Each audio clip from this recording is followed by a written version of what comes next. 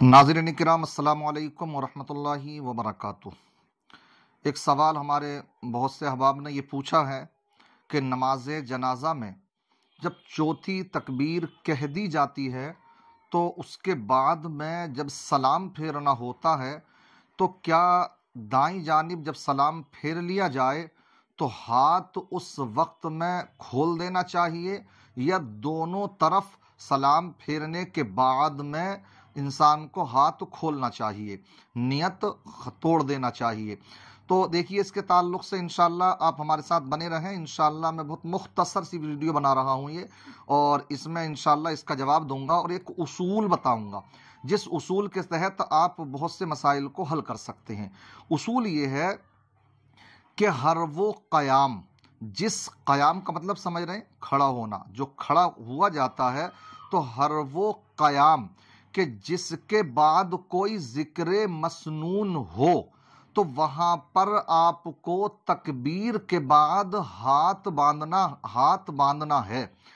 बात समझ में आई? यानी हर वो क़याम जिसमें के आपको तकबीर के बाद कोई ज़िक्र मसनून करना है तो वहाँ पर आपको हाथ बांधना है, और जहाँ पर तकबीर के बाद कोई ज़िक्र मसनून नहीं है, कोई यानी कोई जिस ऐसा जिक्र जिसका के सुन्नत से सबूत हो, वो जिक्र मसनून हुआ, तो कोई अगर जिक्र मसनून नहीं है तो वहां पर आपको अपने हाथों को खोल देना है। इसको मैं मिसाल से समझाता हूं। ईदैन की नमाज में आप जानते हैं 6 जायद तकबीरें होती हैं, तो उसमें पहली रकात में जब आप कानों तक हाथों को लेकर के जाते हैं तो पहली मर्तबा जब हाथों को लेकर के जाते हैं तो वहां पर फिर हाथों को छोड़ देते हैं। क्यों?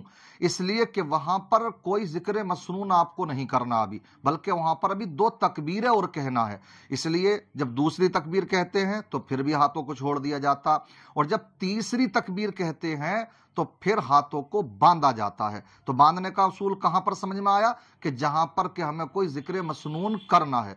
तो अब क्योंकि यहां पर इमाम साहब को अब यहां पर वो पढ़ना है, सना पढ़ेंगे, समझ रहे नहीं, तो या उसमें नमाज तकबीर ईदैन की नमाज में तो वहां पर किरात करेंगे, वो समझ रहे हैं, तो यहां पर जिक्र मसनून है। जबकि इसी के अंदर जब दूसरी रकात में आप जानते हैं कि रुकू में जाने से पहले 3 तकबीरें कही जाती हैं, तो आप वहां पर जब पहली तकबीर के बाद आप वहां पर जब हाथों को कानों तक लेकर के जाएंगे तो फिर हाथों को छोड़ेंगे, 3 मरतबा छोड़ेंगे, क्योंकि तीसरी तकबीर के बाद में आपको कोई जिक्र मसनून नहीं करना, बल्कि वहां आपको रुकू में जाना है। जब रुकू में जाना है तो यहां पर कोई इस तकबीर के बाद में, तीसरी तकबीर के बाद में कोई जिक्र मसनून नहीं था, तो आपने हाथों को छोड़ना है और फिर चौथी तकबीर कहते हुए आपको रुकू में चले जाना।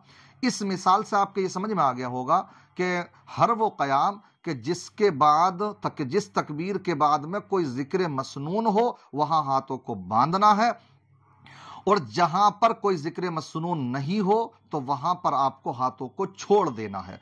इसी से आप समझ लीजिए कि नमाज जनाजा में जब आपने पहली तकबीर कही, पहली तकबीर से बता रहा हूं मैं आपको, तो वहां पर आपको जिक्र मसनून करना क्या? सना पढ़ना, हाथ बांध लेंगे आप वहां पर।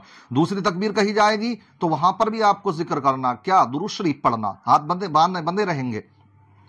तीसरी तकबीर के बाद दुआए मग़फ़िरत पढ़ना आपको, तो मेरे वहां भी हाथ बंधे रहेंगे। लेकिन जब चौथी तकबीर आप कह देंगे तो वहां पर तो आपको कोई जिक्र मसनून करना नहीं है, लिहाजा जैसे ही चौथी तकबीर आप कहें तो उसके बाद में आप अपने हाथों को छोड़ दें, उसके बाद फिर सलाम फेर लें। यह दुरुस्त तरीका है।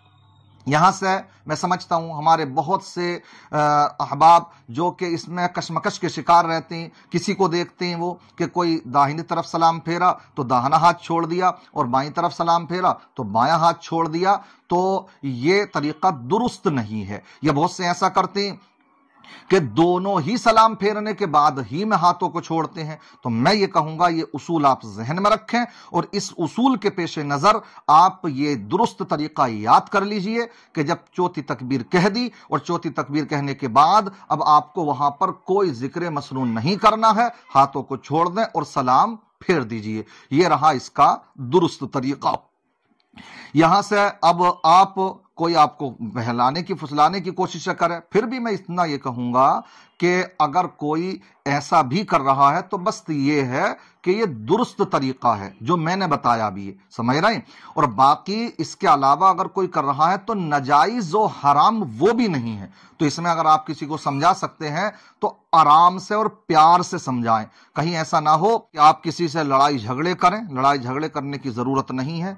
देखिए, मसाइल समझाने में, दीन की बातें समझाने में बहुत मसलहत, हिकमत ये पेश नज़र रहती हैं। यही वजह है कि ये जो जिम्मेदारी है ये उलमा की है। मगर आज हम ये देखते हैं कि बहुत से दो चार बातें किसी ने कहीं से सीख ली तो किसी को प्यार से समझा दो भाई। बाकी ये देखने में आता कि ये यूट्यूब का ज़माना, सोशल मीडिया का ज़माना, दो चार बात ऐसी कि किसी से भी उलझ जा रहे हैं। बड़े बड़े अहम मसाइल जो कि उलमा के लेवल के हैं कि जिनको वही समझ सकते हैं उनकी बारीकियों को, और साथ साथ में बहुत से इख्तलाफी मसाइल ऐसे हैं। तो हमारे नौजवान आजकल मतलब ये है कि दूसरे से लड़ाई झगड़े, अपने जहां देखो तो नोक झोंक होती नजर आ रही हैं। इसलिए आप लोगों का काम नहीं है, आप उलमा की रहनुमाई लेते हुए इन मसाइल को सीखिए, तो इंशाअल्लाह आपके लिए रास्ते आसान होते चले जाएंगे। अल्लाह की बारगाह में दुआ गो हूं, अल्लाह ताला हम सबको दीन समझने, उस पर अमल करने की तौफीक रफीक अता फरमाए।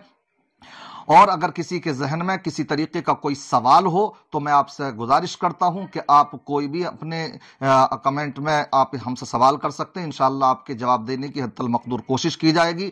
और अगर किसी ने हमारे जो MA हस्सानी नेटवर्क है इसको अगर अभी सब्सक्राइब नहीं किया है वो सब्सक्राइब कर लें। और अगर आप चाहते हैं, आपको अच्छी लग रही है ये मालूमात, तो दूसरों को शेयर भी कर दें। अल्लाह सबको अपनी हिफ्ज़ व अमान में रखे। अस्सलामु अलैकुम व रहमतुल्लाहि व बरकातुहू।